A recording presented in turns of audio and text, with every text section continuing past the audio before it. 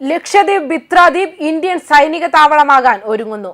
ലക്ഷദ്വീപ് ദ്വീപ സമൂഹത്തിലെ ജനവാസമുള്ള 10 ദ്വീപുകളിലൊന്നായ ബിത്രാദ്വീപ് പ്രതിരോധ ആവശ്യങ്ങൾക്കായി കേന്ദ്ര സർക്കാർ പരിഗണിക്കുകയാണ്. ലക്ഷദ്വീപിനെ സംബന്ധിച്ച് ഇതൊരു വലിയ പരിഗണനയും മാറ്റവുമായിരിക്കും. ആയിരക്കണക്കിന് കോടികളുടെ പദ്ധതിയായിരിക്കും ഇത്. ഈ ദ്വീപിൽ ഇപ്പോൾ വെറും 105 കുടുംബങ്ങൾ മാത്രമേ ഉള്ളൂ. ഈ ദ്വീപാണ് സൈനിക ആവശ്യത്തിനായി കേന്ദ്ര സർക്കാർ ഏറ്റെടുക്കാൻ ഒരുങ്ങുന്നത്. ലക്ഷദ്വീപ് റവന്യൂ വകുപ്പ് ജൂലൈ 11 സാമൂഹിക ആഘാത വിലയിരുത്തലിനായി ഒരു വിജ്ഞാപനം പുറപ്പെടുവിച്ചു. ഇതനുസരിച്ച് ബിത്രാദ്വീപിന്റെ തന്ത്രപരമായ സ്ഥാനം, ദേശീയ സുരക്ഷാ പ്രസക്തി എന്നിവ കണക്കിലെടുത്ത് മുഴുവൻ ദ്വീപും പ്രതിരോധ തന്ത്രപ്രധാന ഏജൻസികൾക്ക് കൈമാറുക എന്നതായിരുന്നു ഉദ്ദേശമെന്ന് അതിൽ പറഞ്ഞിരുന്നു. നമുക്കറിയാം, അന്തർദേശീയ കപ്പൽ റൂട്ടുമായി ബന്ധപ്പെട്ട് നിർണായകമായ ഒരു ആസ്ഥാനമാണ് ലക്ഷദ്വീപ്. ലക്ഷദ്വീപിൽ നടക്കുന്ന ഏതൊരു സംഭവ വികാസവും ഇന്ത്യക്ക് ഏറെ പ്രാധാന്യം നൽകുന്നു. അതിനാൽ തന്നെ ലക്ഷദ്വീപിനെ സംരക്ഷിക്കുകയും ഉയർന്ന രീതിയിൽ പരിഗണിക്കുകയും ചെയ്യുക എന്നത് ദേശീയ താൽപര്യം തന്നെയാണ്. എന്നാൽ കേന്ദ്ര സർക്കാരിനെതിരെ ലക്ഷദ്വീപിൽ നിന്നും എതിർപ്പുമായി ലക്ഷദ്വീപ് MP ഹംദുള്ള സയ്യിദ് രംഗത്ത് വന്നു. ലക്ഷദ്വീപ് ഇന്ത്യയുടെ സൈനിക താവളമാക്കാൻ നീക്കം നടത്തുന്നതിനെ സ്വീദ് എതിർക്കുന്നു. ബിത്ര ദ്വീപവാസികൾക്ക് വേണ്ടി പോരാടുമെന്ന് ലക്ഷദ്വീപ് MP പ്രതിജ്ഞയെടുക്കുന്നു. ലക്ഷദ്വീപ് MP ഹംദുള്ള സയ്യിദ് ഒരു വീഡിയോ സന്ദേശത്തിൽ ബിത്ര നിവാസികളോട് വിജ്ഞാപനത്തെക്കുറിച്ച് വിഷമിക്കുകയോ ഉത്കണ്ഠപ്പെടുകയോ ചെയ്യരുതെന്ന് ആവശ്യപ്പെട്ടു.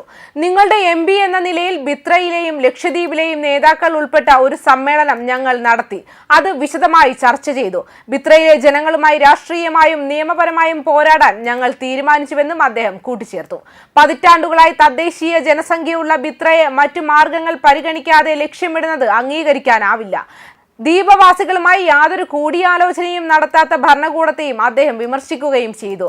ബിട്രപാർ എന്നും അറിയപ്പെടുന്ന ബിത്ര ഇന്ത്യയിലെ കേന്ദ്രഭരണ പ്രദേശമായ ലക്ഷദ്വീപിലെ അമൻഡിബി ഉപഗ്രൂപ്പ് ദ്വീപുകളിൽപ്പെടുന്ന ഒരു പവിഴ അറ്റോൾ ആണ്. സുരക്ഷാ രീതിയിൽ നോക്കുമ്പോൾ ഇത് ഇന്ത്യയുടെ തന്ത്രപ്രധാനമായ ഒരു കടൽ മുനമ്പ് തന്നെയാണ്. ഇത് കൊച്ചി നഗരത്തിന് 483 കിലോമീറ്റർ പടിഞ്ഞാറാണ് സ്ഥിതി ചെയ്യുന്നത്. 20-ാം നൂറ്റാണ്ടിന് മുൻപ് ഇവിടെ ജനവാസം ഉണ്ടായിരുന്നില്ല എന്നതാണ് യാഥാർത്ഥ്യം.